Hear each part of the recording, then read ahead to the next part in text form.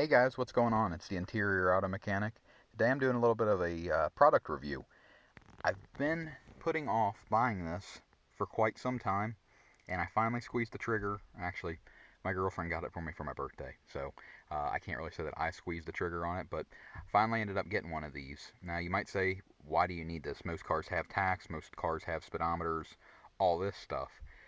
I need it for my Yaris build, and today I have put this thing through its paces. I've used it all day long, and I've been very, very impressed. I have not seen a video, like a good review on this product, so I just wanted to take a minute, kind of showcase it. You'll see them on eBay from anywhere between, I think this one might have been 58 bucks, all the way up to $100. They've got some ones that have bigger displays now and everything. But overall, like I said, I'm very impressed with it.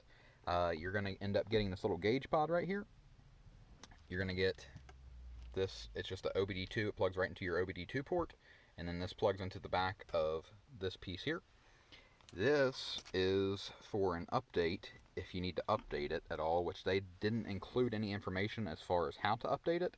But I'm sure in time there's probably some different, backgrounds or something that you can probably download for it. And then you also get this little sticky adhesive mat for your dash, which at this point right now I don't need it. It will be going into the Yaris, so I'm sure I'll be using that. But I'm going to pause the video, plug it up, and show you. And this thing is super, super easy to plug up, though. I'll show you if I can do it one-handed. So you just twist this clockwise, and it will pop off. And then all you have to do is take this plug it right into there, and then this plug here will plug into your OBD2 port. Like I said, guys, I'm really impressed with the quality of it, and just overall look and feel of it. It's been very, very impressive all day. So just give me a minute, and I will plug everything up, and I'll show it to you in real time. Alright, so when you plug it up, you're going to see this first of all. And that's going to be that way for a minute until it recognizes the car. And then when you start it up, it'll take just a minute. Now, after it recognizes the car and everything, it will basically start up every single time, and you won't have to wait for this long thing to, the process of it going through, linking up to the car. As soon as you hit the key, it fires right up. So right now you can see our RPMs are up in the upper right hand corner. You have your voltage, and then you have your fuel consumption down on the bottom, and then obviously if I rev it, you're going to have your tach, and it goes up and down. It's a little slow, but nothing too crazy. For what I need it for, it's going to be perfect. The cool thing is, you can there's this little knob that's up on top here, and you can go left to right, or push down, or long hold it, and I'll show you all the features on that. So if you do it once, that'll show your map sensor. Do it again, that should show that's supposed to be engine temperature, I believe. Or actually, I'm sorry, operating oil temperature is the last one. Then we have our air fuel,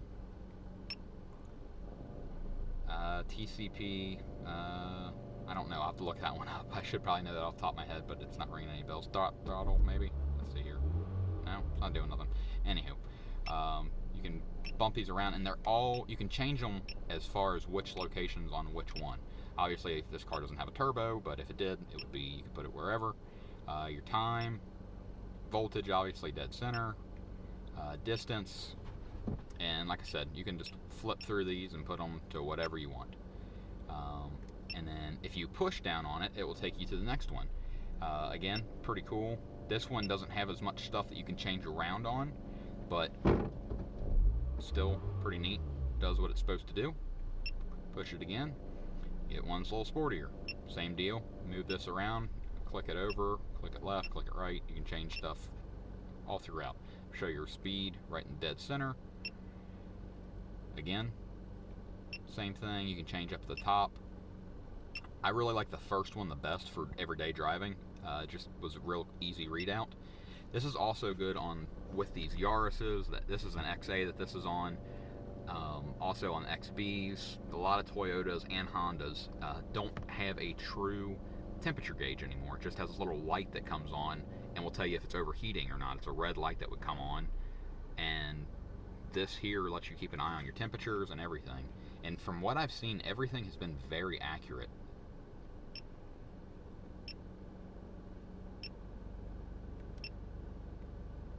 Again, if you need it to be a boost gauge, it can just operate as boost gauge. You can't really change anything on that one. And after that, we're back to our first one. So if you long hold this thing also is an OBD2 tool. So if you get a car that has a check engine light, you can scan it. This car's not going to have one right now. I don't think it's showing one. Nope, no DTCs. Push the button again. You can clear the codes as well. If you want to, you just push the button down. That's clearing that. No DTCs to clear, but if it did, it could clear them. And go back up here. You can do a driving test, which is pretty cool.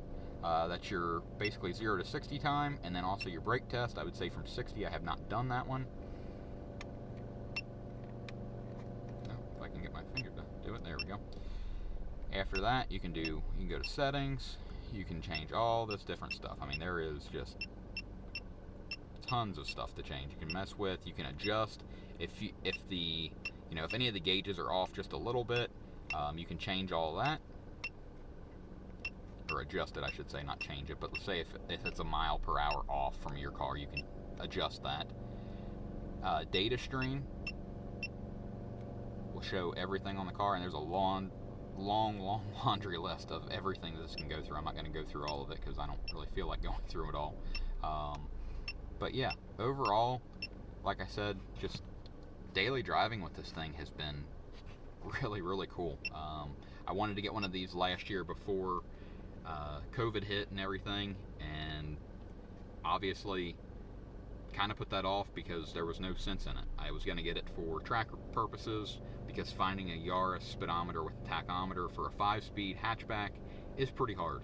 So this is going to be a really good substitute for that, to where I don't have to change that out. I can still keep my odometer. Obviously this car is not the car I'm going to be racing, but that way I don't have to change out a speedometer. Don't have to worry about the odometer or anything like that. This is just a plug in and play. You don't have to do any major wiring. You don't have to plug, cut harnesses or solder anything or tap into any wiring. Overall, it's just a really good product. I'm really impressed. I don't know how long it'll last, obviously. It is a Chinese-made product, so I don't have high hopes for it, but I'll give you updates possibly throughout the Yaris build. I have not forgot about the Yaris build. We are working towards that, and I'm working to get some sponsors on board with that. So if any sponsors want to reach out to me, still needing coilovers, tires, rims, working along those lines though right now to get all that lined up and ready for this build. And then after that, we should be getting ready to take off with the build. I would say realistically I wanted it start at the end of February, early March. Obviously we're into early March now. Probably going to be the end of March before we are able to secure everything and start building it. So we should be able to take it to a couple track days this summer and just have some fun spirited driving overall. But yeah, like I said, if you're thinking about getting one of these, just do it. They're worth the money. I think this one is called like a F8. They have all different names. It's all the same thing. If it looks like this, chances are it's the same thing. It's just branded differently. So anyway, I hope this review helps. If you have any questions or comments, please feel free to put them right down in the section below. Please consider subscribing to the channel. It means a ton to me. Subscribe for the Yaris build, and if you can like the video and share the channel with any of your friends, I would certainly appreciate that. And as always, good luck on your project, and we'll see you next time.